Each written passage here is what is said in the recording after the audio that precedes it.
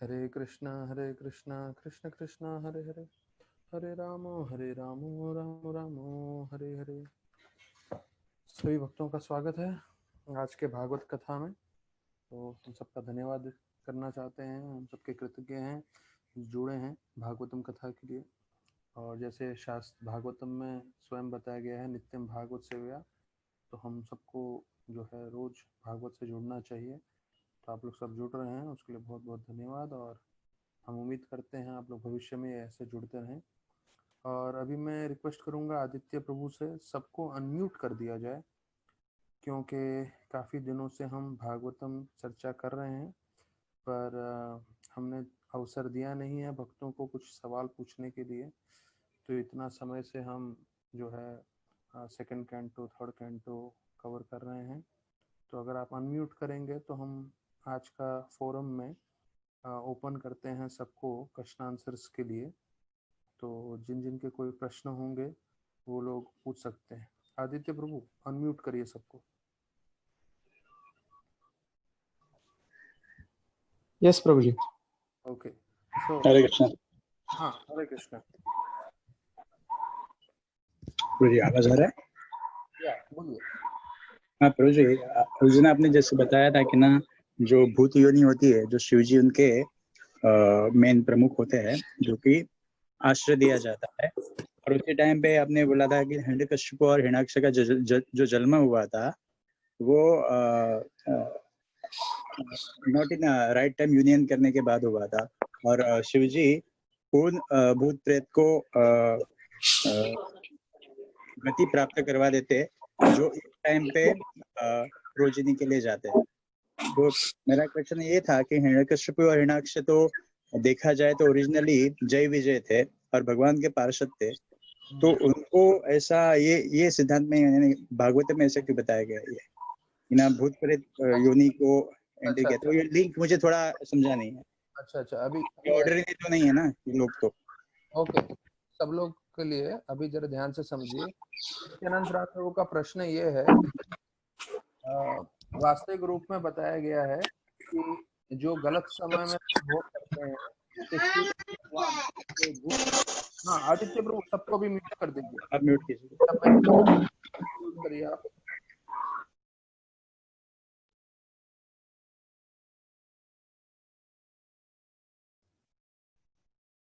हाँ तो हरि बोल। तो ये नित्यानंद प्राण प्रभु का प्रश्न है, एक अच्छा अच्छा प्रश्न है कि जो गलत समय संभोग करते हैं, तो भागवत में ये वर्णन किया गया है कि शिव भगवान जो हैं उनके साथ जो भूत प्रेत घूमते रहते हैं उनको ऐसे गर्भ में दे देते हैं, भेज देते हैं। तो यहाँ पे जो हिरण्याक्ष और हिरण्यकशिपु हैं वो तो वास्तविक रूप में भगवान के परम भक्त हैं और वो आध्यात्मिक जगत से आए हैं, तो उनको क्यों ऐसे समय में भेज दिया है? देखिए, इसका जवाब ऐसा है कि भागवतम हमें बहुत सारी सारी चीजें सिखा रहा है।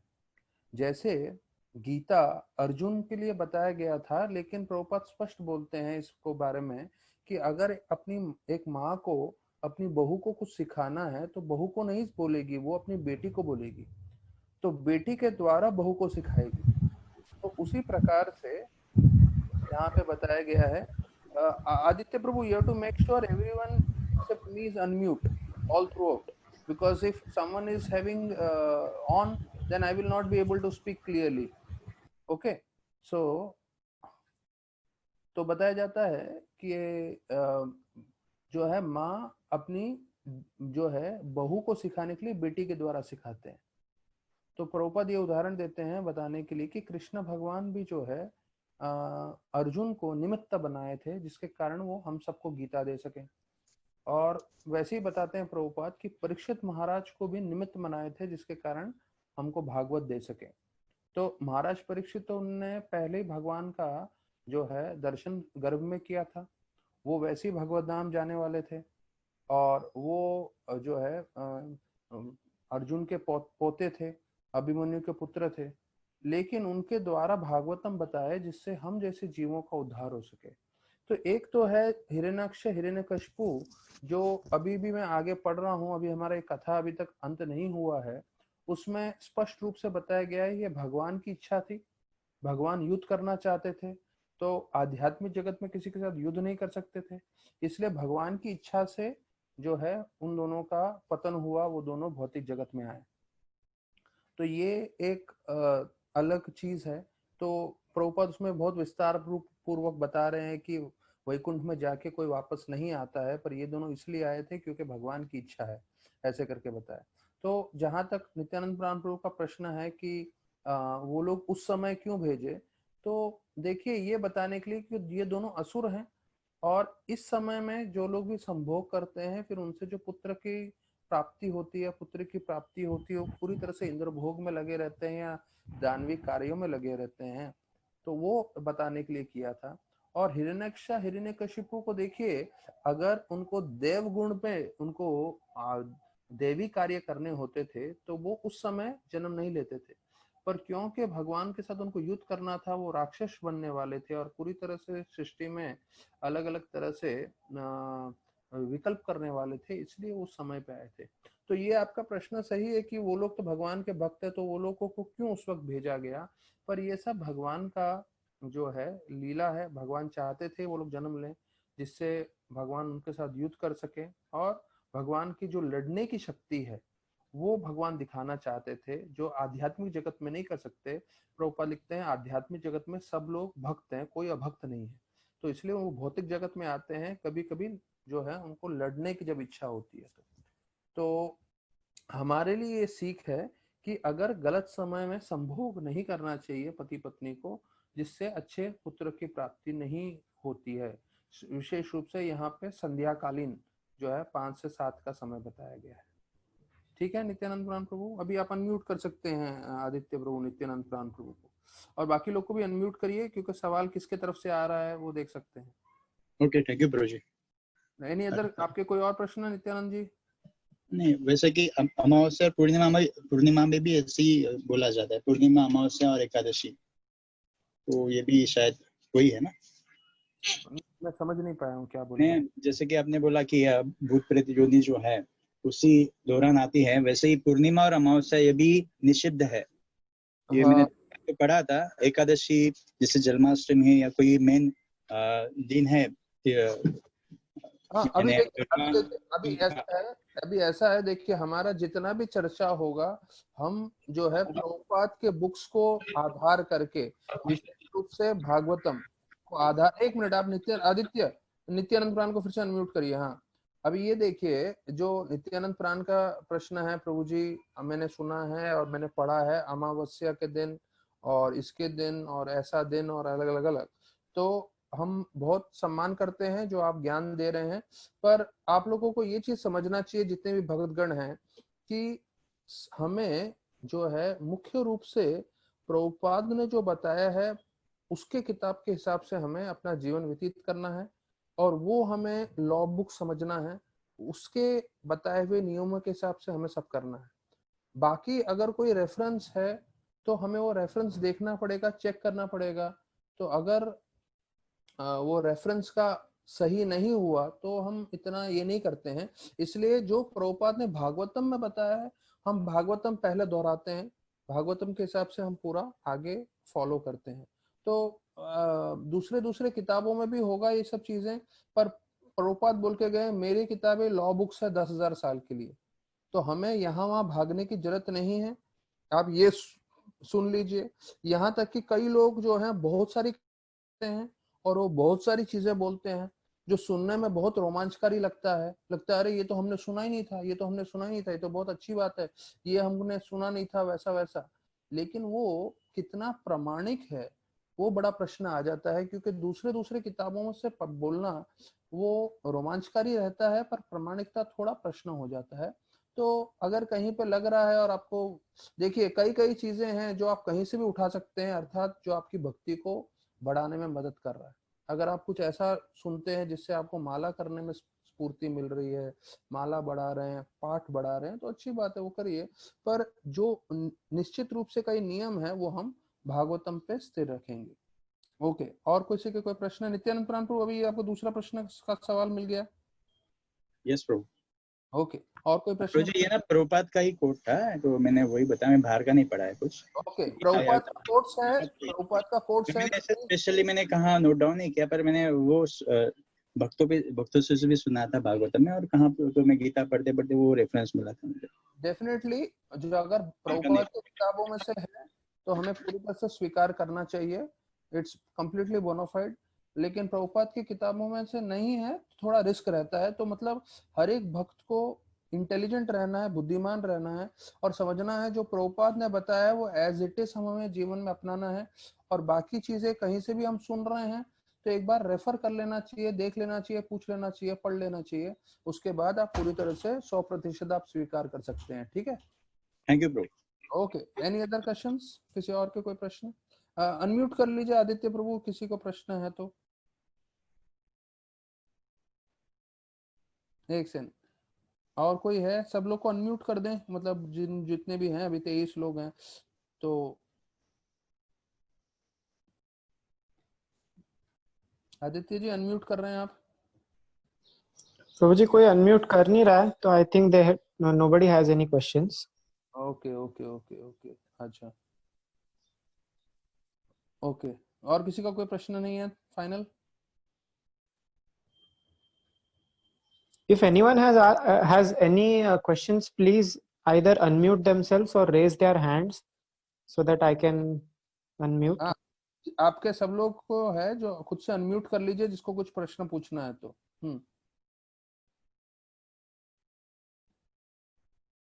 हेलो, हाँ हरि बोल, बोलिए।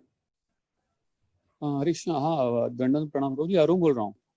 अरुण, अरुण, हाँ अच्छा, अपने तुलसी विलास के साथ के दोस्त ना हाँ अरुण? हाँ क्योंकि हाँ हम हाँ प्रभु जी। अरुण को जानते हैं। बोलिए बोलिए अरुण जी। हाँ अरुण जी, ये एक रिक्वेस्ट है मेरा। देखिए, हाँ जो गूगल इसमें जूम मीट में एंटर करते हैं, अपना नाम लिख हाँ हाँ दीजिए। बिकॉज क्या हो रहा है, आपके मोबाइल पे आ रहा है लिनोवा YT3, तो उससे मालूम हाँ नहीं। हाँ, मेरा ही। तो हरि बोल, ये अच्छा अच्छा। जापान में भी मैं देख रहा हूँ कई लोग जो हैं अपना नाम नहीं डालते हैं। भैया शर्माने की जरूरत नहीं है, यहाँ हम लोग मैरिज बोर्ड खोल के नहीं बैठे हैं, किसी का मैचिंग नहीं हाँ करेंगे लड़का लड़कियों का। तो अपना नाम दे दीजिए, कोई प्रॉब्लम नहीं है। ठीक है, तो एटलीस्ट हाँ मालूम तो जी, लगेगा भाई। क्या है, वो लोग वीडियो भी हाँ नहीं करते हैं? एक मिनट अरुण, मेरा कंप्लीट होने दो। हाँ वो लोग वीडियो भी चालू नहीं करते हैं, नाम भी नहीं डालते हैं, ऐसे बिल्कुल अननोन पर्सन जैसे दिखते भी नहीं है, ज्वाइन करके जाते हैं। हाँ, अगर किसी की इच्छा है कि नाम नहीं बताना है, नहीं दिखना है, तो बात अलग है। लेकिन मेरा ये रिक्वेस्ट रहेगा कि सब लोग जो है अपना कम से कम नाम डालें तो अच्छा रहेगा। हाँ, तो अरुण जी, अभी आप कहाँ गायब हो गए आप तो?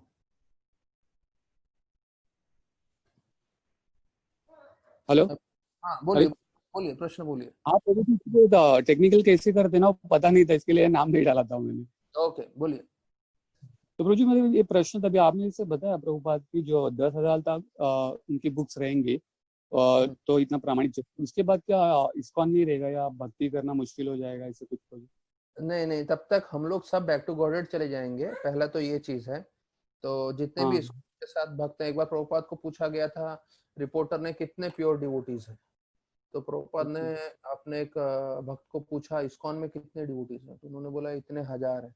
तो प्रभुपाद ने रिपोर्टर को बोला इतने हजार प्योर डिवोटीज। तो ओके। अर्थात जो भी इस्कॉन से जुड़ गया है किसी भी कारणवश से, कृष्णा उनका शुद्धिकरण करेंगे और भगवत धाम ले जाएंगे। अभी 10,000 साल के बाद क्या होगा, ये बहुत अच्छा प्रश्न पूछा है। ये प्रश्न मेरे मन में भी है, पर जो है 10,000 साल के बाद का मैं भविष्यवाणी नहीं कर सकता। मेरा इतना ही स्टैंडर्ड है, थोड़ा भागवत पढ़ना और उसको बोलना। 10,000 साल के आगे का जो है भविष्य, एक चीज है कि घोर कलयुग आ जाएगा। और यहाँ तक कि प्रभुपाद बोलते हैं कि जो अभी कलयुग का पाठ चल रहा है 12वां स्कंद में से, तब बोलते हैं अनाज भी हाँ मिलना मुश्किल हो जाएगा, दूध भी नहीं मिलेगा, ऐसे सब बहुत घोर कलयुग आ जाएगा।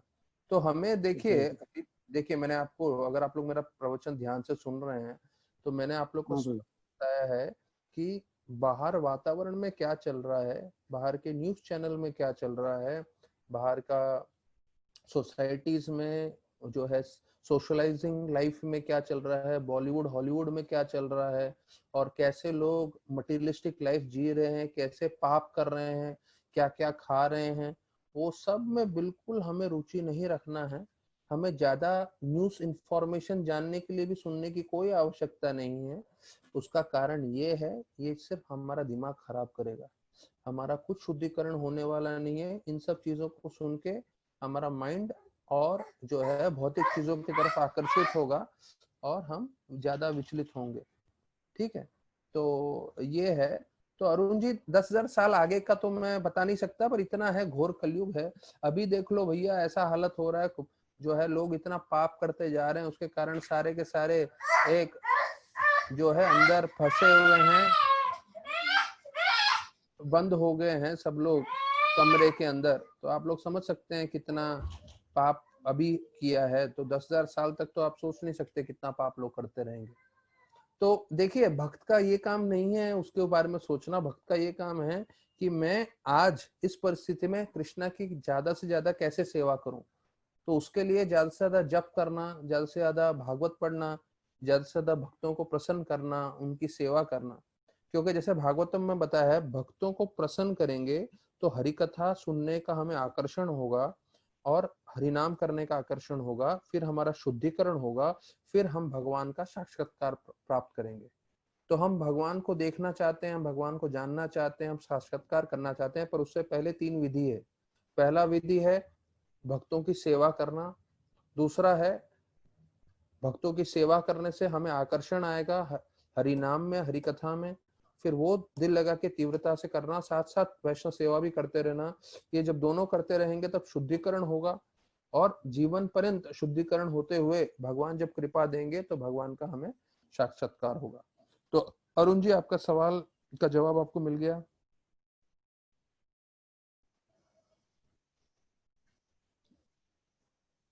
तो सब लोग अनम्यूट कर सकते हैं जिनको भी प्रश्न करना है। आपके मोबाइल पे जाइए और आप अनम्यूट कर लीजिए एंड आप प्रश्न पूछ सकते हैं। ओके,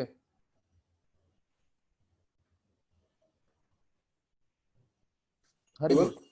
हाँ, पूछिए। प्रभु हाँ, जी हाँ एक मिनट अरुण, आपके सवाल का जवाब मिल गया? हाँ प्रभु जी मिल गया। और एक सेकंड क्वेश्चन था, अगर आपकी इजाजत हो तो। बोलिए बोलिए बोलिए। हाँ, दूसरा ये था कि जैसे आपने वो कथा बता रहे थे ना चतुष कुमार की, तो उनको जो वैष्णव प्रथा के कारण उनको जो भक्ति जो दास्य भक्ति ने मिलने के बाद शांति भक्ति मिली, तो प्रभु जी थोड़ा कंफ्यूजन था, तो समझ में नहीं आया कि एक्चुअली क्या डिफरेंट है इसमें।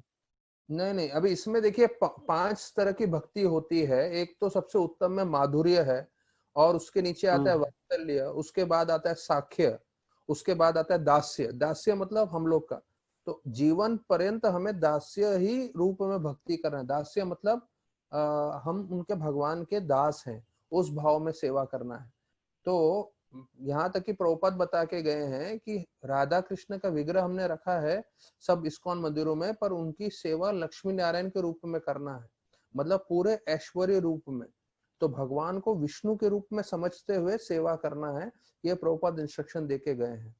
क्यों ऐसा उन्होंने बताया है कि क्यों इतना ऐश्वर्य से करना है, कि जिससे हम उनको आम नहीं समझें, और उनसे जैसा जो है उनका पूजा और अर्चना बहुत ही सम्मान पूर्वक जो है जैसे विष्णु की पूजा करते हैं वैसे करते हैं। क्योंकि जो साख्य है, वात्सल्य है, माधुर्य है, उसमें बहुत ही निकटी संबंध रहता है, और उसमें इतना वो पूर्ण पुरुषोत्तम भगवान करके स्वीकार भी नहीं करते। तो वो बहुत उत्तम श्रेणी है, वो हमारे पूरे जीवन में हमें नहीं करना है। पूरा जीवन पर्यंत आखिरी सांस तक हमें दास भाव में ही सेवा करना है। फिर भगवान हमें कृपा देंगे तो हमें मालूम चलेगा हम आध्यात्मिक जगत में कौन से स्वरूप में हैं, और हम आध्यात्मिक जगत में हमें क्या सेवा करना है वो भगवान पे, वो हमारे हाथ में नहीं है, वो उस पे हमें चिंता नहीं करना है। तो अभी ये जो विश्वनाथ चक्रवर्ती ठाकुर का कमेंट्री है कि उनको दास्य सेवा भी नहीं मिला, सिर्फ शांत रूप में सेवा मिला है। तो शांत सेवा, शांति रूप में सेवा क्या होता है? जैसे समझ लीजिए आप कोई सब्जी बना के भगवान को अर्पण करते हो, तो सब्जी जो है ये शांत भाव में आता है। शांत भाव मतलब उसने सेवा नहीं की, पर किसी और भक्त ने उसको सेवा में लगा दिया, तो उसे शांत भाव बोलते हैं। या किसी फूल को आपने अर्पण कर दिया, तो वो जो पेड़ है तो उसको फल, उसको इसका जो है सुकृत्य मिलता है, उसने सेवा किया, तो उसे शांत भाव बोलते हैं। तो डायरेक्ट सेवा नहीं करते हैं, वो भक्तों के द्वारा सेवा करते हैं तो उससे शांत भाव का सेवा बताते हैं। या जैसे आपने कोई केला या कोई सेब या ऐसा कोई भी फल भगवान को अर्पण किया, तो जिस पेड़ से वो आया हुआ है फल, उस पेड़ को जो है शांत भाव में सेवा करने का फल मिलता है। तो ये शांत भाव का सेवा मिलता है, विश्वनाथ चक्रधरी ठाकुर बोलते हैं। ठीक है अरुण जी।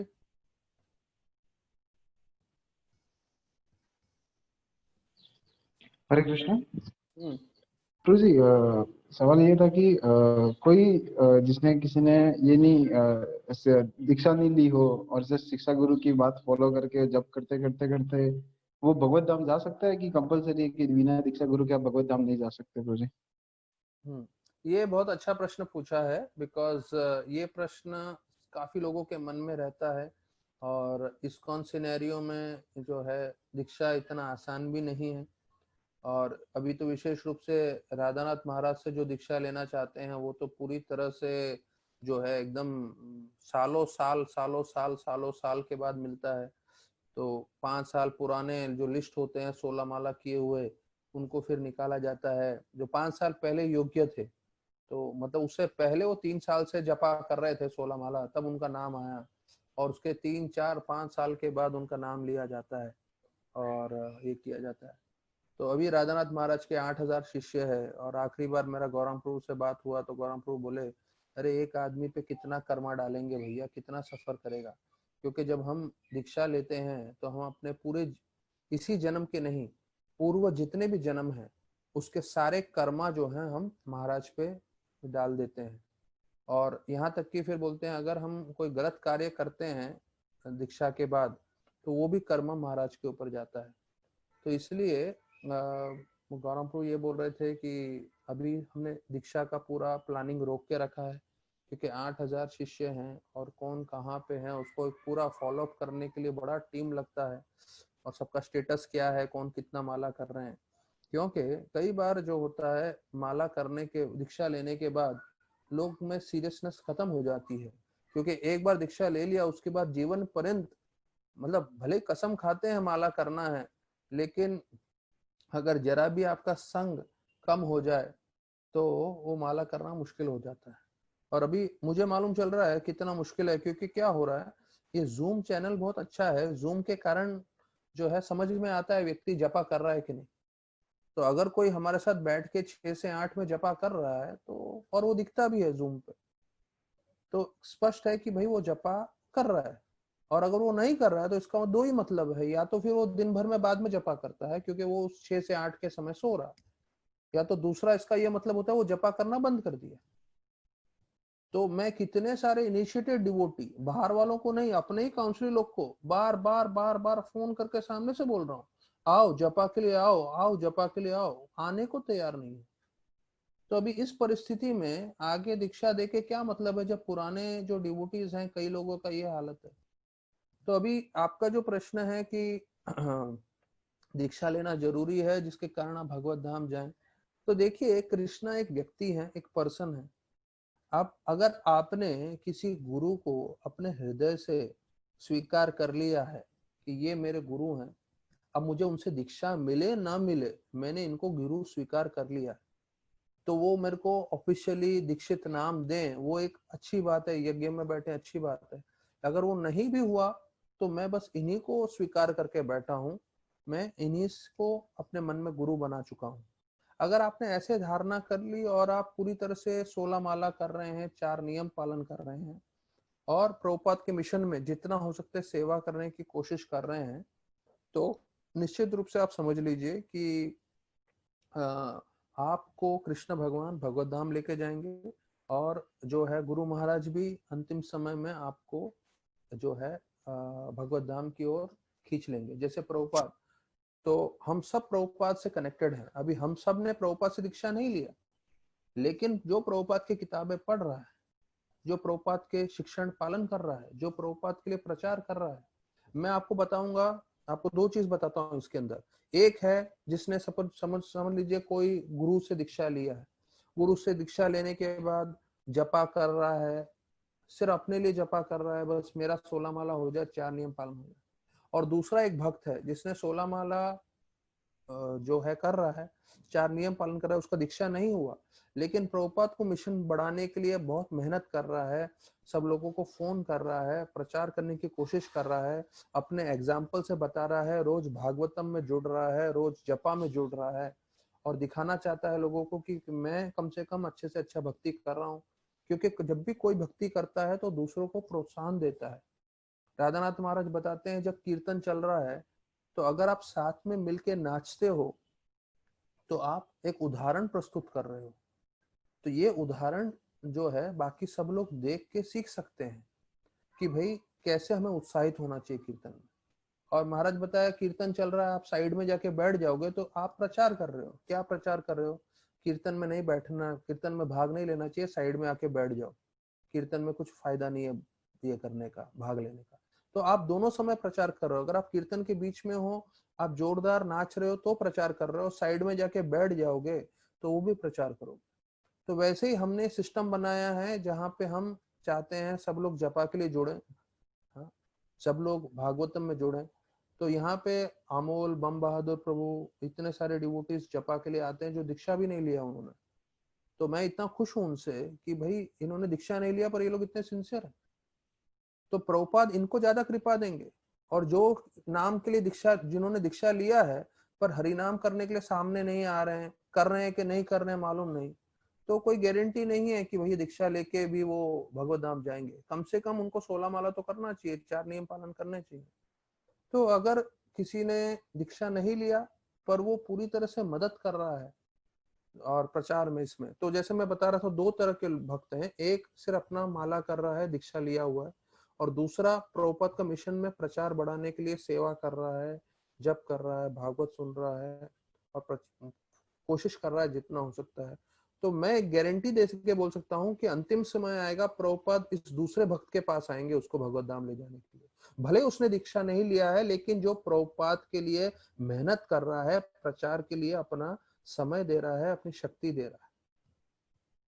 ठीक है राहुल प्रभु? ये यस प्रभु जी, यस प्रभु जी। और कोई प्रश्न आपके?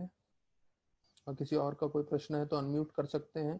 क्या है, काफी दिनों से मैं सिर्फ भागवत ही बताया जा रहा हूँ, तो मैं चाहता हूँ कि कोई माता जी भी हैं, कोई प्रभु जी भी हैं, जिसको जो पूछना है अनम्यूट कर सकते हैं, पूछ सकते हैं। आज का समय थोड़ा मैं चेंज कर रहा हूँ।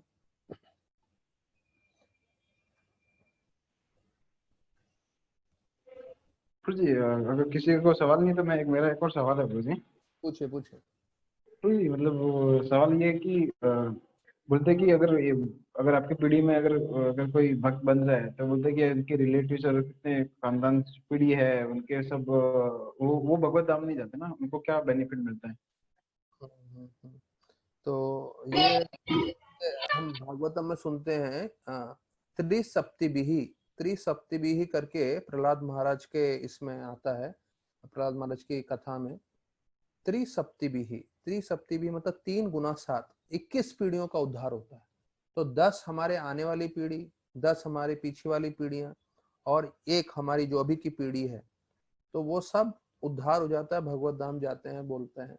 तो कृष्णानंद प्रभु ने इस सवाल का जवाब देते हुए बोला था कि देखिए, अगर मैं बोलता हूँ कि हाँ उनका उद्धार हो जाता है, तो इसका मतलब ये है कि उनको जो है फिर से भक्ति करने का पूरा मौका मिलेगा। अभी जैसे हिरण्यकशिपु का ही मैं उदाहरण देता हूँ कि हाँ, हिरण्यकशिपु के लिए बोलते हैं कि हाँ उनका उद्धार हो गया। क्यों उनका उद्धार हो गया? क्योंकि वास्तविक रूप में वो जय विजय है, इसलिए वो भगवत धाम चले गए। अगर कोई अभक्त है और उसका उद्धार करके उसको भगवत धाम लेके जाएंगे, पर उसकी चेतना तो बदलनी चाहिए, उसमें सेवा भाव तो आना चाहिए, नहीं तो भगवत धाम जाके पूरा फ्रस्ट्रेट हो जाएगा। आप देखिए भगवत धाम में लोग क्या करते हैं, भगवान की सेवा करते हैं, भगवान की कथा करते हैं, हाँ, और भक्तों से आदान प्रदान करते हैं, और ये उनका पूरा जीवन है, अनित्य काल के लिए, एटर्निटी के लिए उनका जीवन है। तो अगर वो ही चीज अगर यहाँ पे कोई नहीं कर पा रहा है पृथ्वी पे, तो वो आध्यात्मिक जगत में जाके फ्रस्ट्रेटेड हो जाएगा। यहाँ पे भगवान की कथा होती है तो उसको जुड़ना नहीं है, हाँ, यहाँ पे कथा चल रही है तो उसको लगता है यार कथा में नहीं बैठना है मुझे, कीर्तन चल रहा है तो कीर्तन में नहीं बैठना है मुझे, अपना ही कुछ अपना अलग से करना है।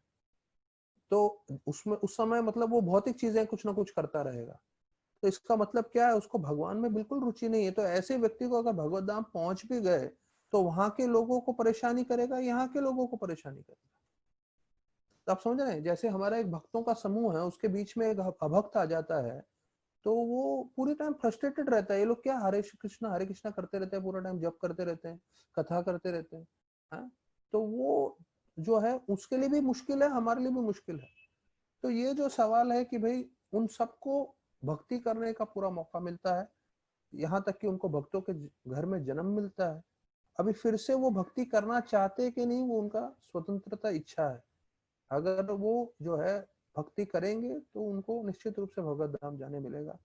पर ये हमारा बोलते हैं ना फ्री विल, जिसे स्वतंत्र रत्न बताते हैं, वो है। तो राहुल जी, ठीक है आपका ये सवाल का जवाब? यस यस यस यस प्रभु जी। अभी और जो है, कभी हो सकता है कि हम कभी इस प्रवचन में बैठे होंगे कभी न्यासियों के साथ, तो पूछ लेंगे कि ये इसके ऊपर और जो है और दूसरे वैष्णव की भी टिप्पणी समझ लेंगे। पर मेरा दृष्टांत सिंपल है कि जो भौतिक जगत में रह के भक्ति नहीं कर रहा है, उसको भगवत धाम ले जाके रख दोगे तो फ्रस्ट्रेट हो जाएगा वो पूरा।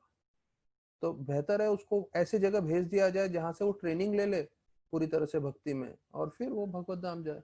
तो ऐसा भी हो सकता है कि क्योंकि अगर कोई भक्त, जैसे बोलते हैं ना प्रहलाद महाराज, ऐसे भक्त थे, तो उनकी भक्ति के कारण उनको उनको अज्ञात सुकृति मिलेगा उनके पिताजी को, और वो अज्ञात सुकृति के कारण जो है उनको खुद को प्रेरणा आएगी भक्ति करने के लिए। क्यों? क्योंकि उनका पुत्र ने इतनी भक्ति की है।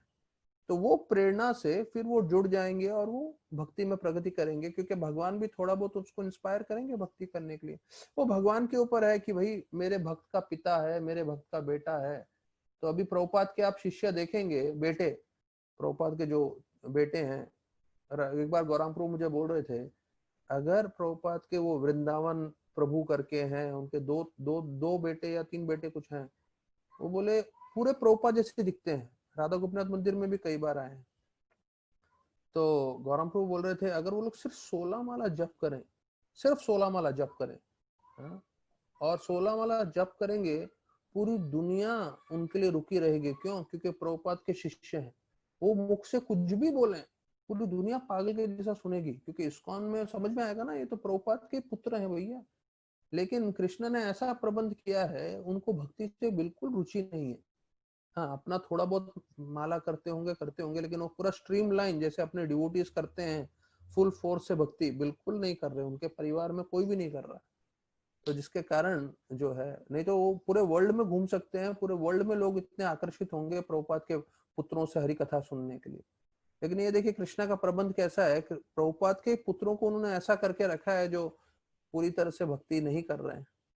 तो ये जो है कृष्णा का अलग लीला है। पर निश्चित रूप से वो लोग सब भगवत धाम जाएंगे, वो लोग सब जो है आध्यात्मिक की ओर जो है पूरी तरह से आकर्षित हो जाएंगे। तो बहुत बहुत धन्यवाद सभी भक्तों का आज जिन्होंने प्रश्न पूछा। और मेरा ये उद्देश्य था कि सब लोग कथा सुन रहे हैं, सब लोग के मन में प्रश्न होता है, तो एक 15 दिन में 20 दिन में कभी ऐसा हम जो है प्रश्न उत्तर का श्रृंखला करेंगे, जिससे ऐसा ना लगे आप लोगों को कि सिर्फ हमें सुनने को मिल रहा है, पर जो है मेरे मन में जो प्रश्न है उसके जवाब नहीं मिल रहे हैं। तो क्या है, कई लोग मुझे व्हाट्सएप मैसेज कर देते हैं, पर व्हाट्सएप मैसेज पे मैं पूरी तरह से जवाब नहीं दे पाता हूँ, व्हाट्सएप पे मैं समझ नहीं पाता हूँ। तो ऐसे फोरम में अगर हम सवाल प्रश्न उत्तर करेंगे तो सभी लोग जो है सुन सकते हैं, और सब लोगों को फायदा भी होगा। तो अभी हम वहीं पे जहाँ पे कल छोड़ दिए थे 25वें श्लोक पे, वहां से प्रारंभ करते हैं भागवतम कथा। प्रभु जी और भी सवाल है एक लास्ट। वर्णन किया गया है कि कैसे हमें कभी भी भक्तों में दोष नहीं देखना चाहिए।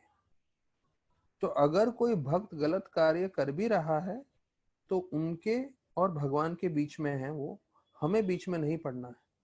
आप तभी बीच में पड़िए जब आप काउंसलर हैं, जब आपको गुरु ने ऑर्डर दिया है कि भाई आप इसको संभालें। जब तक आपको ये ऑर्डर नहीं दिया है, हमारा कोई कर्तव्य नहीं बनता इसके बीच में पड़ने का। तो आप छोड़ दीजिए, कृष्ण भगवान संभाल लेंगे और वो भक्त संभालेगा। हम अगर निंदा करेंगे हमारा पतन होगा। तो ये चीज चल रहा है जय विजय और चतुष कुमार के बीच में। जय विजय ने जो गलत कार्य किया उसके लिए उनको रोका, उसके लिए चतुष कुमार ने श्राप दिया। तो यहाँ पे वर्णन है कि भगवान जो है बिल्कुल प्रसन्न नहीं हुए चतुष कुमार से कि उन्होंने श्राप क्यों दिया, उनको श्राप नहीं देना चाहिए था। यहाँ तक कि बताया जाता है कि चतुष कुमार पश्चाताप करते हैं, बोलते हैं हमसे गलती हुई, हमें ये नहीं करना चाहिए था। तो अभी जैसे नित्यानंद प्राण प्रभु का प्रश्न था कि भाई ये हिरण्यकशिपु इस समय आए, ये सब भगवान की लीला है। ये भगवान जो है जब भी कुछ लीला करते हैं वो हम सबके लिए करते हैं, जिससे हम बहुत कुछ सीख सकें और बाकी भक्तगण से श्रवण करके उसमें आनंद प्राप्त कर सकें, क्योंकि हमें हरि कथा चाहिए श्रवण करने के लिए। अब देखिए प्रभुपाद ने जितना मैटर दिया है हमें, हम लोग रोज इतना समय घंटा घंटा सवा घंटा चर्चा कर रहे हैं, फिर भी प्रभुपाद के तात्पर्य में भी मैं बोलूंगा शायद हो सकता है हम पूरे 12 कैंटोस में से 3rd कैंटो पे ही पहुंचे हैं, जितना परपट कवर किया है। तो हम लोग से 10-15% खत्म किया है हमने, और 85% जो है बाकी है। तो सोचिए प्रभुपाद ने कितना विस्तार पूर्वक दिया है, जिससे उनको मालूम था कि कलयुग में जो जीव है जीवन पर्यंत भागवतम पढ़ सके और आश्रय ले सके। और हम इतना डिटेल में जा नहीं रहे हैं।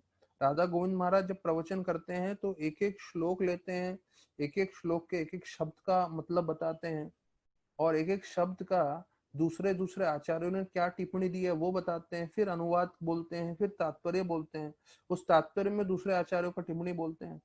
तो उनका तो 1 सवा 2-3 घंटे का प्रवचन में 2-4-5 श्लोक होते हैं बस। तो अगर उस स्पीड से जाएंगे तो पूरा जीवन हमारा चला जाएगा 18,000 श्लोक चर्चा करते करते। और अभी चैतन्य चरितामृत भी बचा है। तो प्रभुपाद लिखते हैं यहाँ पे, मैं 25वां श्लोक बोल रहा हूँ, generally when dealing with devotees we should not try to find faults. तो हमें ध्यान रखना है, जो मैं आपको बता रहा हूँ, कि हमें भक्तों के साथ आदान प्रदान करते समय कभी उनमें दोष नहीं ढूंढना है।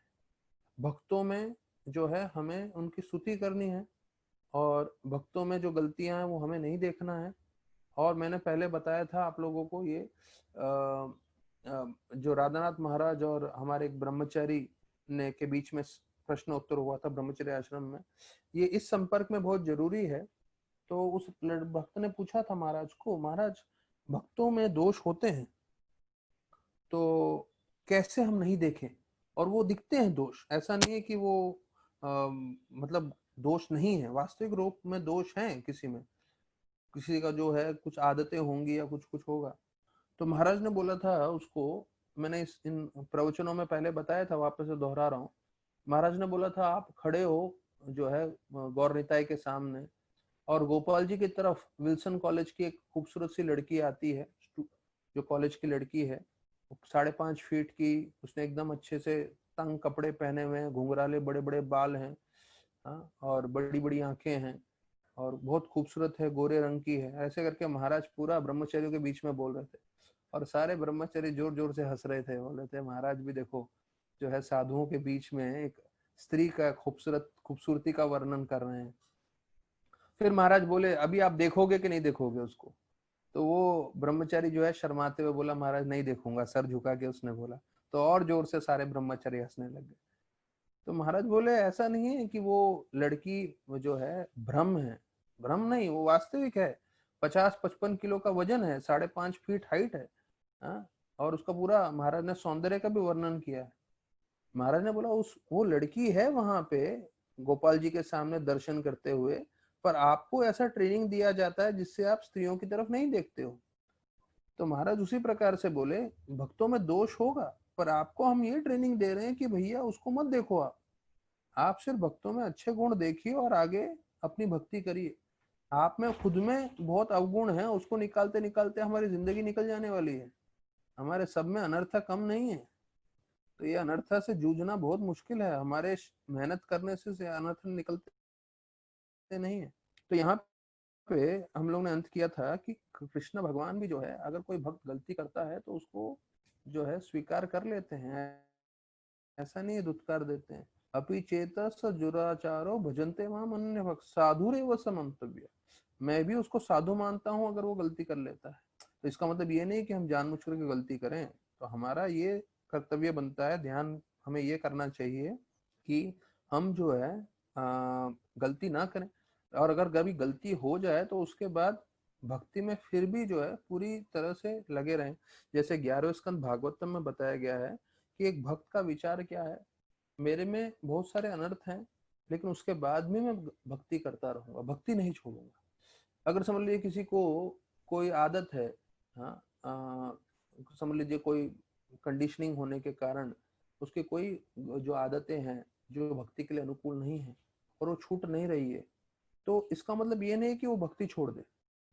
ठीक है, जैसे कोई चाय पीता रहता है तो चाय नहीं छूटती उससे, ठीक है, चाय पी रहा है लेकिन चाय के साथ भक्ति करे, तो भगवान जब कृपा करेंगे तो शक्ति देंगे, चाय छूट जाएगा उसका। या यही चीज हम आपको किसी भी दूसरे चीजों के वर्णन में भी बोल सकते हैं कि भक्ति करते रहना है, भगवान के ऊपर है कि भगवान कैसे जो है संभालते हैं। एक भक्त थे जो तकरीबन 20 साल से प्यार लहसुन नहीं छोड़ पा रहे थे, तो हर बार सब भक्तों से बोलते थे आशीर्वाद दीजिए, मैं छोड़ दूं छोड़ दूं छोड़ दूं। एक लाइफ मेंबर थे, डिवोटी भी थे, शायद माला भी करते थे। तो फिर एक सन्यासी गए, तो सन्यासी को उसने बोला, और उसने सुन रहे थे सन्यासी, तो सन्यासी ने बोला तू इतना नालायक है, मैं तेरे को बोलता हूँ तू जिंदगी में कभी प्यार लहसुन छोड़ नहीं पाएगा, मैं गारंटी दे रहा हूँ। तू आशीर्वाद मांगता है, मैं तेरे को ये बोल रहा हूँ कि तू जिंदगी में कभी प्यार लहसुन छोड़ नहीं पाएगा, गारंटी के साथ बताता हूँ, तेरे से होने वाला ही नहीं है। ऐसे करके खूब धुतकार के चले गए। तो वो जो डिवोटी था बोला है, मेरे को बोलते हैं जिंदगी में कभी नहीं छोड़ पाऊंगा, कल से ही छोड़ के बताता हूँ, और कल से ही उसने छोड़ दिया। तो देखिए भक्त लोग कभी कभी ऐसे आदान प्रदान करते हैं जिससे सामने वाला उत्तेजित होता है अच्छे से भक्ति करने के लिए। तो अभी 26वें श्लोक से 32वें श्लोक तक जो है भगवान जो है इस परिस्थिति को संभालते हुए बोल रहे हैं। तो अभी ये 26वें श्लोक का अच्छा है। बोलते हैं जो आपने सजा दिया है उनको राक्षस बनने का, वो वास्तविक रूप में मेरी इच्छा है, ये भगवान बोल रहे हैं 26वें श्लोक में। लेकिन कुछ ही समय बाद ये लोग वापस आ जाएंगे। क्यों? ये हमेशा मेरी ध्यान में रहेंगे, लेकिन ये जो मेरे ध्यान में रहेंगे वो क्रोध के वेश में मेरे ध्यान में रहेंगे। तो प्रभुपाद जी इसके तात्पर्य में बताते हैं कि अच्छा, ये आप पहले ट्रांसलेशन समझ लीजिए। भगवान क्या बता रहे हैं, जो कुछ भी हुआ है मेरे कारण हुआ है, क्योंकि ये मैंने इसका होने के लिए सैंक्शन दिया था, मैंने इट वाज ऑर्डेन्ड बाय मी, मतलब मैंने सहमति भरी थी। तो प्रभुपाद ने ये लिखा है भागवतम में 2 जगह, एक घास का तिनका भी नहीं हिलता बिना भगवान की इच्छा के। मैं आप लोगों को ये बार बार इसलिए बताना चाहता हूँ कि हमारे जीवन में कुछ भी होगा तो उस समय हमें ध्यान रखना है ये भगवान का हस्ताक्षेप है, बिना भगवान के हस्ताक्षेप के कुछ नहीं होता। तो जब भी कुछ हमारे जीवन में हो रहा है, अच्छा हो रहा है कि बुरा हो रहा है, हमें एक चीज समझना है कि हमें हर समय तीव्रता से नम्रता से भक्ति करते रहना है, भक्ति नहीं रुकना चाहिए। तो यहाँ पे प्रभुपाद जी बता रहे हैं कि तात्पर्य में कि ये जो आपने श्राप दिया है विशेष रूप से चतुष कुमार ने जय विजय को, तो ये मेरे कारण ही हुआ है, मैंने इसकी सहमति दी है। तो प्रभुपाद लिखते हैं बिना भगवान के सहमति के कुछ नहीं हो सकता, without the Lord sanction nothing can happen. तो कुछ भी नहीं होगा जीवन में अगर जब तक भगवान सहमति नहीं देते हैं तो। फिर बोलते हैं कि भगवान की इच्छा होती है युद्ध करने की, तो उनसे उनको युद्ध करना है तो उनको जो है कोई तो युद्ध करने के लिए चाहिए जिससे वो युद्ध कर सके, उनका दुश्मन। तो वैकुंठ में तो कोई दुश्मन नहीं है, सब भक्त हैं और सब भगवान की सेवा में लगे हैं। तो भगवान ऐसी लीला करते हैं कि उनके भक्त ही भौतिक जगत में जाएं और वो भी भगवान अवतरित हों और उनको जो युद्ध करने की इच्छा है उनकी पूरी हो। तो प्रभुपाद लिखते हैं अभक्त सिर्फ भौतिक जगत में मिलते हैं, आध्यात्मिक जगत में कोई अभक्त नहीं है। तो फिर बोलते हैं कि भगवान जो भी लीला करते हैं अपने भक्तों के साथ करते हैं, बाकी लोगों के साथ नहीं करते, अभक्तों के साथ नहीं करते। तो इसलिए भगवान को अगर युद्ध भी करना है, लड़ना भी है, तो लड़ने के लिए भगवान अपने भक्तों को ही चुनते हैं और ऐसा लीला करते हैं जिससे वो श्राप के द्वारा या किसी कारण द्वारा वो भौतिक जगत में जाएं और जो है राक्षस का रूप धारण करें और युद्ध कर सके। फिर बताया जाता है कि उन्होंने जय विजय को चुना, प्रभुपाद लिख रहे हैं, भौतिक जगत में जाने के लिए और युद्ध करने के लिए। इसलिए जो है चतुष कुमार आए और उन्होंने द्वार पे रोक दिया और उन्हें श्राप दिया, तो ये सब भगवान की इच्छा थी। तो प्रभुपाद ये चीज पूरी तरह से समझाने के लिए बताते हैं, कभी कभी कोई ड्रामा होता है, प्रभुपाद यही 26वें श्लोक के तात्पर्य में बता रहे हैं। ड्रामा होता है तो ड्रामा में क्या होता है, ड्रामा के समय कोई किसी का जो है दुश्मन बनता है, कोई लड़ाई करता है, लेकिन वो ड्रामा क्या होता है, कुछ घंटे के लिए होता है। वास्तविक जीवन में वो कोई दुश्मन नहीं, कोई लड़ाई नहीं करते, लेकिन कुछ घंटे के लिए जब 2 घंटे का ड्रामा होता है तब ये सब नौटंकी होती है, राइट। या हम लोग अपनी भाषा में बोले पिक्चरों में जैसे होता है, हाँ, पिक्चरों में जो हम देखते हैं ये इसके साथ दुश्मन है, ये है, वो है, पर वो सिर्फ 3 घंटे के पिक्चर में है, वास्तविक जीवन में नहीं है। तो बोलते हैं वैसे ही भगवान को जब युद्ध करना होता है तो भगवान जो है ऐसे सब लीला करते हैं, भौतिक जगत में आते हैं कुछ सालों के लिए और यहाँ पे सब लीला होती है, फिर बाद में वापस अनित्य काल के लिए भगवत धाम में जाके सब प्रेममय जीवन बिताते हैं। अच्छा, अभी इसका सार क्या है प्रभुपाद लिख रहे हैं, मतलब प्रभुपाद देखिए ये कंक्लूजन वर्ड जो है तात्पर्य में बार बार आता है, मतलब हर विषय में प्रभुपाद बहुत ही बुद्धिमती तरह से जो है कंक्लूजन बताते हैं, मतलब सार बताते हैं इस पूरे मुद्दे का। तो यहाँ पे बता रहे हैं the conclusion is that no one falls from the spiritual world और Vaikuntha planet for it is eternal abode. अब ये देखिए ये प्रभुपाद का स्टेटमेंट हमें पकड़ के चलना है और समझना है कि ये मुख्य है। प्रभुपाद क्या बोल रहे हैं, अभी कई लोगों का मैं आपको बताऊं, एक इस्कॉन में एक बार मुद्दा उठ गया था कि अरे वैकुंठ में है तो कैसे पतन हो गया, प्रभुपाद तो लिखते हैं कि उधर जाने के बाद कोई वापस नहीं आता, तो ये कैसे वापस आ गए, ऐसे करके बड़ा मुद्दा उठाया था लोगों ने। अब हमें प्रभुपाद ने क्या बोला है वो स्पष्ट रूप से समझना है और जीवन में अपनाना है। तो यहाँ पे क्या लिखा है, no one falls from the spiritual world. Prabhupada स्पष्ट बोल रहे हैं कि कोई आध्यात्मिक जगत से गिरता नहीं है, वैकुंठ से कोई गिरता नहीं है। क्यों? क्योंकि वो भगवान का एटर्नल अबोर्ड है। 26 वाला जो श्लोक है, 26 श्लोक के तात्पर्य में पूरी तरह से प्रभुपाद बता रहे हैं। लेकिन प्रभुपाद बोलते हैं but sometimes the lord desires devotees to come into this material world as preachers और एज एथीस्ट। तो भगवान की इच्छा होती है कि वैकुंठ में से कभी कभी जीव जो है जाए भौतिक जगत में प्रचार करने के लिए, या जो है ऐसा नास्तिक के रूप में राक्षस बन के जिससे वो युद्ध कर सके। तो ये भगवान की इच्छा पे पूरा आधारित है।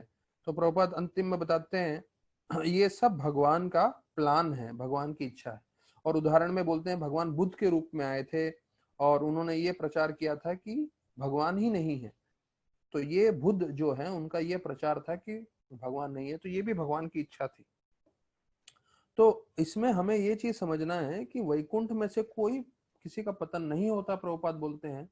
हाँ, भगवान की इच्छा होती है तो किसी प्रचारक को भेजते हैं। जैसे प्रभुपाद ने एक बार बताया कि भगवान कृष्ण ने उनको बोला आप भौतिक जगत में जाइए। आध्यात्मिक जगत में जब वो थे गोलोक वृंदावन में, तो प्रभुपाद को ये बोला कि आप भौतिक जगत में जाइए। तो प्रभुपाद ने बोला नहीं नहीं नहीं मुझे नहीं जाना। बोले नहीं नहीं नहीं आप जाइए। तो प्रभुपाद ने बोला नहीं भौतिक जगत बहुत बेकार जगह है, मुझे नहीं जाना है करके। तो कृष्ण भगवान ने बोला एक काम करो, आप जाओ कुछ सालों के लिए और किताबें लिखकर आ जाओ, बस इतना आप काम करो। तो प्रभुपाद बोले ठीक है, अगर आपकी ये इच्छा है कि मैं किताबें लिख कर आऊं तो मैं जाता हूँ। तो देखिए यहाँ तक कि प्रभुपाद ने खुद ने बोला कि कृष्ण भगवान ने उनको भेजा था यहाँ पे किताबें लिखने के लिए, जिस किताबों का आश्रय लेके जो है हम लोग खुद जो है अपना जन्म सार्थक करके भगवत धाम प्राप्त करते हैं।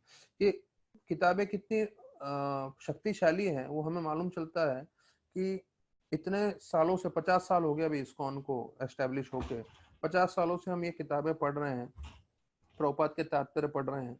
और प्रभुपाद ने ऐसे 1-2 किताबें नहीं लिखी हैं, पूरे 12 स्कंद लिखे हैं। और एक भी जगह आप प्रभुपाद के एक भी वाक्य को गलत नहीं साबित कर सकते। और वो भी प्रभुपाद ने कब लिखा, रात को 12 से 11 से सुबह के 4-5 बजे तक। आप लोग ट्राई करिए, कभी रात को उठिए और कुछ लिखने की कोशिश करिए, कुछ रिकॉर्डिंग करने की कोशिश करिए। हाँ कुछ होगा, रिकॉर्डिंग करोगे लेकिन पढ़ने लायक नहीं होगा वो। लेकिन प्रभुपाद ऐसे आचार्य हैं जो रात भर जागते हुए, हमारी कभी रात को नींद लेट होती है, 1-2 बज जाते हैं, 12 साढ़े 12 बज जाते हैं, तो अगले दिन हमारा पूरा दिन बिगड़ जाता है।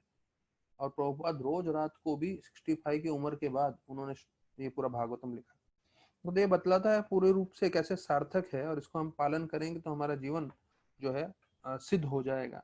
तो 27वें और 28वें श्लोक में वर्णन किया है कि कैसे चतुष कुमार ने जो है भगवान के दर्शन किए और फिर वो जो है वापस चले गए और भगवान के परिक्रमा किया उन्होंने।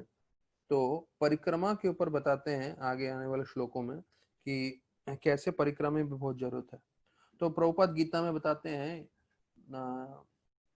यद गत्वा ना निवर्तते तद धामम परमम मम, कि ये जो धाम है मेरा, वो एक बार कोई प्रवेश करता है तो वापस नहीं आता। न तद भाष्यते सूर्यो न शशांको न पावक। ये 27वें श्लोक में प्रभुपाद ये श्लोक नहीं लिख रहे हैं, उसका अनुवाद बोलते हैं कि वहां सूर्य नहीं है, चंद्र नहीं है, बिजली नहीं है, वहां पे सब जो है सर्व प्रकाशित होता है। तो हम उस आध्यात्मिक जगत के लिए कोशिश कर रहे हैं जाने के लिए, जहाँ पे एक बार आप जाओगे तो वापस आना नहीं है। भौतिक जगत में लोग इतने आसक्त होते हैं, सबको अपना घर चाहिए। उनको घर क्यों चाहिए? क्योंकि लगता है अरे जहाँ मैं रह रहा हूँ एक परमानेंट मेरा घर होना चाहिए, परमानेंट रेसिडेंस होना चाहिए। तो वैसे ही यहाँ पे भक्ति करके आप आध्यात्मिक जगत में परमानेंट रेसिडेंस बना रहे हैं। परमानेंट मतलब वहां से आना ही नहीं है। यहाँ पे आप परमानेंट, आपका घर हो, बंगला हो, कुछ भी हो, कितने साल के लिए होगा? 60-70 साल के लिए। उसके बाद आपको छोड़ना ही है वो घर। लेकिन आध्यात्मिक जगत में आप घर बनाएंगे तो अनित्य काल के लिए है, जहां से वापस कभी नहीं आना। तो प्रभुपाद लिखते हैं the inhabitants of Vaikuntha never return to the material world but the incident of Jaya and Vijaya was different case. तो प्रभुपाद देखिए इन्हीं तात्पर्य में 27वें श्लोक में बोला, 28वें श्लोक में बोला, ये बात स्पष्ट करने के लिए कि अगर कोई जीव भगवत धाम जाता है उसके बाद वापस नहीं आता। हाँ, यहाँ पे 27वें श्लोक में फिर बताया गया है कि एक बार आप वैकुंठ चले जाएंगे, गोलोक वृंदावन चले जाएंगे तो वापस नहीं आएंगे। यद गत्वा न निवर्तते तद धाम परमम। तो यहाँ पे जय विजय का एक बोलते हैं ना अलग का केस है, लेकिन वास्तविक रूप में जो है कोई वापस नहीं आता। तो अभी प्रभुपाद बताते हैं कि कैसे उन्होंने जो है भगवान विष्णु को जो है नारायण को प्रदक्षिणा किया और वो निकल गए चतुष कुमार।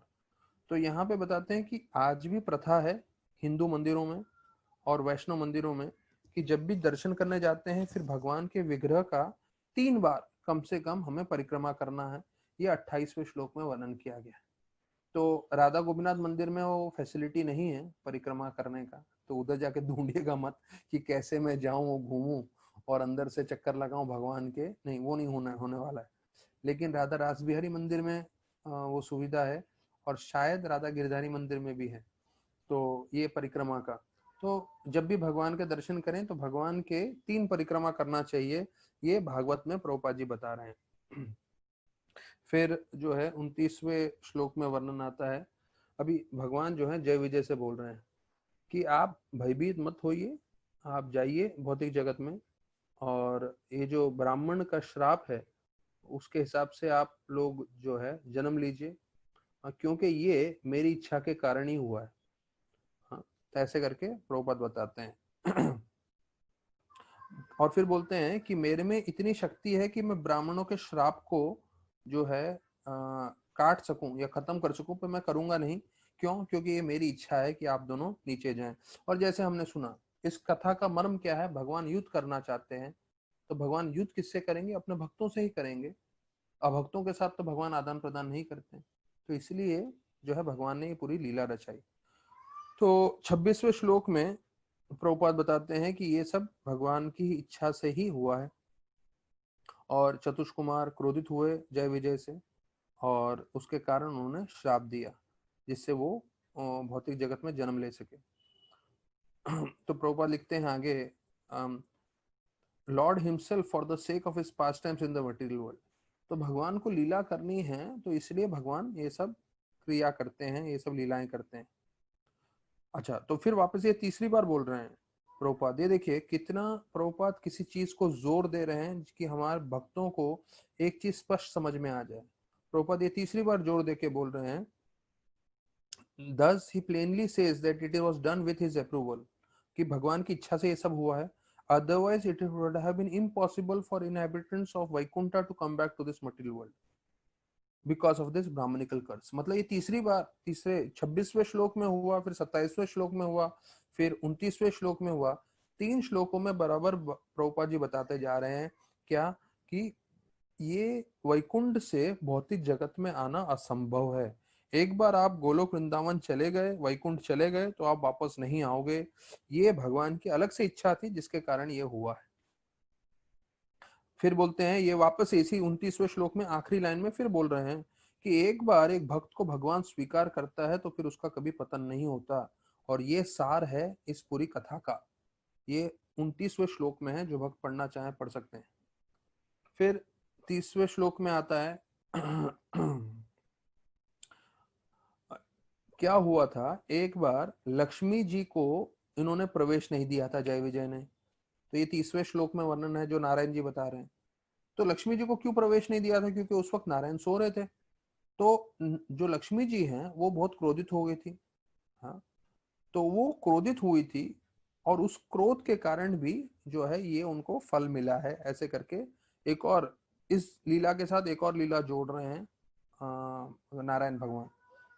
और फिर बोलते हैं कि आप जो है हमेशा आगे 31 श्लोक में बता रहे हैं कि आप क्रोध में संभ्रम योगेन मतलब आप क्रोध वेश में मेरे हमेशा स्मरण करोगे।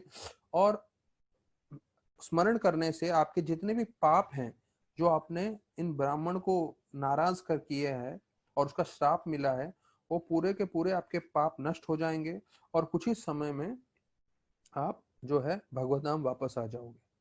तो प्रभुपाद लिखते हैं तात्पर्य में, ये 31 श्लोक में है अभी इस वक्त हम लोग। तो प्रभुपाद बताते हैं कि भक्ति योगा मतलब हम सभी पापों से मुक्त हो सकते हैं। भक्ति योगा की इतनी शक्ति है, यहाँ तक कि अगर हम पे किसी ब्राह्मण ने श्राप भी दिया हो तो ब्राह्मण का श्राप का असर भी पूरी तरह से खत्म हो सकता है। ये जो है इसमें वर्णन किया गया है। तो देखिए हम लोग जब ये करते हैं तुलसी माता की प्रदक्षिणा, तो हम बोलते हैं यानी कानी चपपानी ब्रह्म हत्यादिकानी च। तो अगर किसी ने ब्रह्म हत्या भी किया हो तो उसका भी पाप से बच सकते हैं, उसका भी शुद्धिकरण हो जाता है। और यहाँ पे लिखा है प्रभुपाद ने कि ब्राह्मण का श्राप भी अगर हमारे जीवन में हो सकता है पिछले जीवन में हमने कभी किसी ब्राह्मण को परेशान किया हो या उसका अपराध किया हो तो उनका श्राप हो, तो वो श्राप का भी जो है भक्ति करने से नष्ट हो सकता है। फिर भागवतम के 10वें स्कंद 29वें अध्याय के 15वें श्लोक में बता रहे हैं कि कंस कैसे भयभीत था और भयभीत होते हुए भगवान का स्मरण कर रहा था और उसने भी भगवत धाम प्राप्त किया। तो भगवान के संपर्क में आप क्रोध से आए, भय से आए या किसी तरह से भी आए, भगवान इतने शक्तिशाली हैं, जो भी उनके संपर्क में आता है उनका उद्धार होता है, वो भगवत धाम जाते हैं। तो यहाँ पे बताया गया विष्णु भक्तो स्मृतो देवो असुर तद विप्रया। ये मेरा फेवरेट है, ये पहले भी प्रभुपाद कोट कर चुके हैं और मैं वापस से बताता हूँ। दो ही तरह के लोग हैं इस दुनिया में, ये प्रभुपाद बता रहे हैं 31 में। दो ही तरह के लोग हैं, there is no third category, कोई तीसरा वैरायटी नहीं है। Devotee, non devotee. डिवोटी मतलब विष्णु भक्त स्मृतो देवो, जो विष्णु के भक्त हैं, कृष्ण के भक्त हैं, वो डिवोटी। बाकी सारे नॉन डिवोटी। तो प्रभुपाद लिखते हैं सारे असुर। सारे के सारे असुर। तो जितने असुर मतलब एक कैटेगरी क्या होता है, जो नॉनवेज खाता है वो सारे असुर, भले वो हमारे रिश्तेदार भी क्यों ना हो। तो ध्यान रखिए असुर हैं सब, ये मैं नहीं बोल रहा हूँ, प्रभुपाद बोल रहा है। ठीक है। Both demigods and asuras can derive benefits by always thinking of supreme personality of God. तो सारे के सारे जो है, भले ही कोई देव हो या असुर हो, अगर असुर भी नॉन डिवोटी भी अगर जुड़ेगा तो भक्ति इतनी शक्तिशाली है, उसका मन बदल जाएगा, वो भी भक्ति कर सकता है। इसलिए प्रभुपाद बताते हैं गीता का सार क्या है, 18वें अध्याय 65वां श्लोक, मन मना भक्तो मद्यादि माम नमस्कुरु मामेव से सत्यम ते प्रतिजने प्रियोसमे। तो वो क्या बोल रहे हैं, ऑलवेज थिंक ऑफ मी, हमेशा मेरा स्मरण करो, हमेशा मेरे बारे में याद करो। तो ये भक्तों के लिए भी है और अभक्तों के लिए भी है। अभक्त याद करेंगे तो भक्त बन जाएंगे, उनका जीवन परिवर्तित हो जाएगा, और भक्त याद करेंगे तो हमेशा भगवान के संग में रहेंगे और उनके संग में रहते रहते जब उनका जीवन अंत होगा भगवत धाम जाएंगे। तो देखिए, मैं तो अब भक्तों को बोल रहा था, मेरे तुलसी विलास प्रभु और जो है पुष्पक प्रभु को, कि भले ही ये लॉकडाउन हुआ है, पर लॉकडाउन में हम लोग को एक तरीका मिल गया है जिसके कारण हम हमेशा हरि कथा कर सकते हैं, हरि नाम कर सकते हैं। तो लॉकडाउन बाद में खत्म हो जाएगा, पर जिन भक्तों को जुड़ना है और हमेशा संपर्क में रहते हुए भगवान का नाम जप करना है, भगवान की कथा करना है, तो वो हम करेंगे। क्यों? क्योंकि भक्तों का ये जीवन है। भक्त जो है हमेशा इसी में आनंद ढूंढते हैं, आपस में हरि कथा का चर्चा करना। तो बताया जाता है प्रोपा लिख रहे हैं, material planets there are different grades of sinful activities of which disrespecting a Brahmana और Vaishnava is the most sinful. तो इस भौतिक जगत में बहुत सारे पाप कार्य हैं, लेकिन सबसे उत्तम मतलब सबसे खतरनाक जो है वो है अगर हम किसी ब्राह्मण वैष्णव को जो है नाराज करें, उनका अपराध करें, तो उसका जो है वो सबसे ये बताया गया है। तो यहाँ पे विष्णु भगवान का बताया जाता है कि उनका कृपा प्राप्त करना हो तो उनका नाम जप करना चाहिए। और नाम जप में बताया गया है हरे कृष्णा कृष्ण कृष्ण हरे हरे, हरे राम राम राम हरे हरे।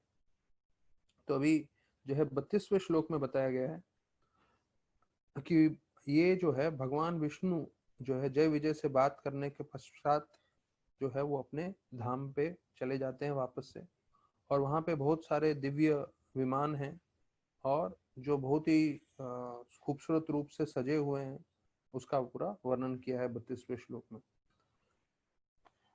तो अभी यहाँ पे एक दूसरा ही दृष्टिकोण दे रहे हैं प्रभुपाद, ये जितना भी लीला हुआ है ये वैकुंठ लोक के द्वार में हुआ है। प्रभुपाद लिखते हैं 32वें श्लोक में, मतलब वैकुंठ लोक के अंदर नहीं हुआ है, ये वैकुंठ लोक के द्वार में हुआ है। हाँ, तो बोलते हैं जो चतुष कुमार थे वो वास्तविक रूप में वैकुंठ लोक में नहीं थे, वो वैकुंठ लोक के द्वार पे थे। तो यहाँ पे लिखा है कि अगर कोई वैकुंठ में चले जाता है तो भौतिक जगत में नहीं आ सकता, तो वैकुंठ लोक में थे ही नहीं, वो सिर्फ द्वार पे थे, यहाँ पे बताया गया प्रभुपाद। हाँ, इसलिए वो वापस आ गए, चतुष कुमार जय विजय जो भी है। तो ये देखिए प्रभुपाद एक दूसरा ही पूरा उन्होंने इस 32वें श्लोक में बताया कि जो चतुष कुमार थे और ये लोग थे जय विजय, वो जो है वैकुंठ में नहीं थे, वैकुंठ के द्वार पे थे, इसलिए द्वार पे रह के वो वापस आ गए। अगर कोई अंदर होता है तो नहीं आ सकता है, ऐसे करके प्रभुपाद बता रहे हैं। तो बताया जाता है कि ब्राह्मणों के श्राप से उनका जो तेज था वो कम हो गया और फिर जो है वो वैकुंठ से उनका पतन हो गया। और फिर 34वें श्लोक में बताते हैं कि जब वो गिर रहे थे, उनका पतन हो रहा था, तो पूरी तरह से एक ध्वनि उठी सारे देवताओं में, और सारे जो है रंधन करने लगे, जो है दुखी हो गए, क्योंकि वो दोनों जो है भौतिक जगत में आके बहुत शक्तिशाली दानव बन के बहुत तहस नहस करने वाले थे। और फिर 35वें श्लोक में आता है कि कैसे दोनों जो हैं वो माता दीति के गर्भ में आ जाते हैं, कश्यप मुनि के पुत्र बन के, और फिर ये हिरण्याक्ष हिरण्यकशिपु के रूप में जन्म लेने वाले हैं। तो अभी ये श्लोक एक दो श्लोक में समाप्त हो रहा है अध्याय, और फिर जो है कल से हम 17वें अध्याय में जाएंगे, और वराह और हिरण्याक्ष दोनों के बीच में कैसे युद्ध हुआ, तो वो 17, 18 और 19 तीनों अध्याय में इनके ऊपर पूरा विस्तार पूर्वक वर्णन है, तो वो कल से हम चर्चा करेंगे। तो अभी हम जो है जर्नी होम में राधानाथ महाराज जो है हॉलैंड की जो लड़की थी जिन्होंने उनको रात को बुलाया और अच्छे से महाराज को खाना खिलाया, हाँ, चॉकलेट केक दिया और ब्रेड के साथ बटर और बेक्ड सब्जियां वगैरह वगैरह, और रात को कैसे वो आलिंगन करना चाहती थी और महाराज जो है बिल्कुल कांप रहे थे, और महाराज ने काफी उनसे विनती की कि मुझे ये सब नहीं करना है, फिर भी वो जिद कर रही थी और बोल रही थी मेरा जो बॉडीगार्ड है जो 6.5 फीट का था, वो बोल रहा, वो महाराज का बाल पकड़ के जिद कर रहा था कि उनके साथ तुम संभोग करो वरना अभी तुम्हें मार डालूंगा मैं।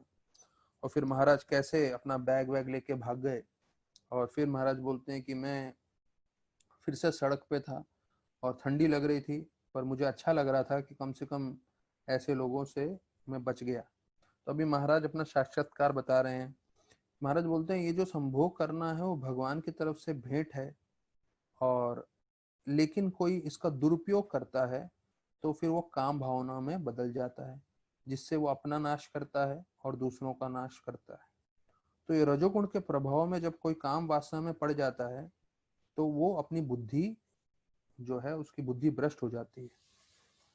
और फिर महाराज बताते हैं कि मैंने इतिहास में देखा है कितने सारे संत रह चुके हैं, कितने सारे साधु रह चुके हैं, जिन्होंने ये जो संभोग की इच्छा है उससे जो है बहुत अच्छे पुत्र पुत्रियां प्राप्त की और भक्ति में बहुत प्रगति की। तो महाराज इसको दो दृष्टांत से बता रहे हैं कि अगर आप इसको नियमित रूप से इसको इस्तेमाल करेंगे संभोग की इच्छा का, तो आप जो है कृष्ण भक्ति में प्रगति कर सकते हैं। और इसको आप जो है पूरी तरह से काम वासना में जो है प्रेरित होंगे तो ये आपका नाश करेगी, दूसरों का भी नाश करेगी। फिर महाराज बताते हैं कि मुझे ऐसा लगा कि स्त्री का जो आकर्षण है वो मुझे भगवान के आकर्षण के बीच में आ रहा है, और उनको ऐसा लग रहा था कि मेरा पूरा ध्यान, पूरा मन, पूरा जीवन जो है भगवान की सेवा में जाना चाहिए, स्त्री के आकर्षण में नहीं जाना चाहिए। और वही चीज को ढूंढते हुए मैं निकला हूँ। तो जो शुद्ध प्रेम होता है वो महाराज बताते हैं कि वो उस प्रेम में कोई इच्छा नहीं होती, वो हमेशा सेवा करना चाहता है। और ऐसा सोचते हुए महाराज बोलते हैं मेरे हृदय में से एक जो है महाराज के आजीवन काल के लिए महाराज ने एक निश्चय कर लिया कि मैं संपूर्ण रूप से ब्रह्मचर्य का पालन करूंगा, मैं कभी भी स्त्री संग नहीं करूंगा, क्योंकि स्त्री संग करने से उनके आकर्षण से जो है मेरा मन भगवान की ओर आकर्षित होने की जगह भोग की ओर आकर्षित हो जाता है। और फिर महाराज बोलते हैं कि मैंने प्रार्थना की भगवान से कि अभी ये जो मैंने नियम बनाया है कि जीवन पर्यंत मैं भोग नहीं करूं, तो वो जो है मैं पालन कर सकूं। तो ऐसे करते हुए जो है महाराज जो है इधर काबुल में, अफगानिस्तान में महाराज प्रार्थना करते हैं। तो अभी हमने देखा था कि जेफ और रामसे वो लोग निकल गए हैं, उनके पास जो टिकट था वो लेके चले गए थे, तो यहाँ महाराज अकेले रह गए थे। तो यहाँ पे बता रहे हैं कि जेफ ने वो टिकट वापस बस ड्राइवर के साथ भेज दिया और थोड़ा पैसा भी भेज दिया था। तो महाराज जो है काफी प्रसन्न हो गए, उनको टिकट मिल गया और वो बस में बैठ गए और निकल गए जो है पाकिस्तान के लिए। तो महाराज अफगानिस्तान से जाते हुए देख रहे थे पहाड़ों को अफगानिस्तान के, और महाराज बोले कि ये बहुत ही मेरा जो अफगानिस्तान में जो मैं रहा हूँ वो मेरे जीवन में हमेशा मुझे याद रहेगा, और मैंने जो कसम खाई है यहाँ पे कि मैं कभी स्त्री संग नहीं करूंगा, तो मैं जो है जीवन पर्यंत कोशिश करूंगा इसको पालन करने का। फिर बताते हैं कि महाराज देख रहे थे कि जो बस में लोग थे सबके पास राइफल थे, यहाँ तक कि लोगों के छाती पे ऐसा एक स्ट्रैप था जहाँ पे बड़ी बड़ी गोलियां भी थी, क्योंकि उनको मालूम था ये जो खाइबर पास है वहां पे गुंडे वुंडे डकैत आक्रमण करते हैं। और जैसे जैसे रास्ते जा रहे थे तो मैंने वहां पे एक दुकान देखा, महाराज बोलते हैं जहाँ दुकान पे हर तरह के बंदूक और वो सब थे, और मतलब जो सब कोई खरीद सकता है। तो मतलब उधर खाइबर पास पे बंदूकें सबको बेच रहे थे वो लोग। तो अभी जिस तरह से, क्योंकि अभी पाकिस्तान तो 1947 में हुआ, नहीं तो उससे पहले पूरा भारत ही था। तो अभी जो खाइबर पास अफगानिस्तान से जो बॉर्डर से जा रहे थे, वास्तविक रूप में पाकिस्तान भी हिंदुस्तानी था। तो महाराज जो है इतिहास में सोच रहे थे कि ये वही जगह है जहां से मैं जा रहा हूँ, वहां से 4th सेंचुरी में अलेक्जेंडर गए थे भारत में जो है विजय प्राप्त करने के लिए, क्योंकि वो विश्व में सब जगह विजय प्राप्त करना चाहते थे। तो हिस्ट्री के बुक्स में ऐसा लिखा है कि जब अलेक्जेंडर पूरी सेना लेकर आए भारत पे चढ़ावा करने के लिए, तो ये मेडिकल बुक्स की तरफ से बता रहा हूँ, भागवतम में और जर्नी होम में नहीं है, मेडिकल बुक्स में लिखा है कि अलेक्जेंडर जो है जैसे ही उसने भारत में प्रवेश किया, 4th सेंचुरी की बात है, तो जो है भारत के मच्छरों के कारण उनके सारे के सारे सैनिक लोगों को मलेरिया हो गया। तो एकदम सबसे वास्ट लेवल पे मलेरिया हुआ था, जैसे अभी हम कोरोना वायरस देख रहे हैं वैसा। तो ये मेडिकल बुक्स में लिखा गया है। तो फिर अलेक्जेंडर ने बोला नहीं नहीं, हमें भारत पे चढ़ावा करना है, भारत पे विजय प्राप्त करनी है। तो उनके कमांडर ने बोला आप अकेले जाके चढ़ावा करिए, आप विजय प्राप्त करिए, आपकी पूरी सेना खत्म हो गई है। हाँ, या तो कई लोग मारे गए थे और कई लोग बहुत ही भयंकर रूप से मलेरिया से परेशान हो गए थे। तो इसलिए अलेक्जेंडर जो है भारत पे विजय नहीं प्राप्त कर पाया और उसको वापस से आना पड़ा। ये एक इतिहास में कई लेखक ऐसा भी लिखते हैं। तो ऐसा बताया जाता है जो दुनिया की बड़ी बड़ी सेना नहीं कर पाई, मतलब अलेक्जेंडर को परास्त, वो भारत के मच्छरों ने कर दिया। तो सोचिए भारत के मच्छर कितने शक्तिशाली हैं। ठीक है, तो फिर महाराज बताते हैं कि अलेक्जेंडर के बारे में सोच रहा था। फिर दूसरा है गेंजिस खान, जो मुगल के राजा थे 13वें शताब्दी के, जो मुगलों का उन्होंने पूरी सेना लेकर आए और उन्होंने जो है पूरे भारतवर्ष में राज किया और लूटा। और फिर महाराज सोच रहे हैं कि कैसे ब्रिटिशर्स लोग, जो अंग्रेज हैं, वो लोग आए और उन्होंने जो है इतना खून खराबा किया इस भारत की ओर चढ़ावा करने के लिए। तो महाराज के मन में ये सब आ रहा था। और फिर बताया जाता है शाम तक जो है महाराज पाकिस्तान में पेशावर में पहुंचे। और फिर वहां पे बताया जाता है एक ही देश बचा है। अभी ये पाकिस्तान के पास अगला वाला भारत था। तो महाराज बहुत उत्साहित थे अभी भारत में जाने के लिए। तो अभी वहां पे लाहौर में गए महाराज इंडिया का वीजा लेने के लिए। तो वहां पे बताते हैं कि वहां पे पाकिस्तानी लोग बहुत अच्छे थे। कई लोगों ने महाराज को अपने घर पे बुलाया, भोजन कराया और महाराज ट्रक में और बसों में जो है लिफ्ट लेते हुए लाहौर तक पहुंचे। और वहां पे उन्होंने लाहौर पे स्टैंप दे दिया कि आप जा सकते हैं यहाँ से। तो मुझे जैसे स्टैंप मिला, महाराज बोलते हैं कि मुझे ऐसा लगा कि भगवत धाम के लिए स्टैंप मिल गया। मैं इतना प्रसन्न हो गया और मन में मैं बहुत रूप से उत्साहित था कि मैं योगियों के बीच में, जो है संतों के बीच में, साधुओं के बीच में अभी जाके रहने वाला हूँ। और ये सोच के महाराज बहुत प्रेरित हो रहे थे।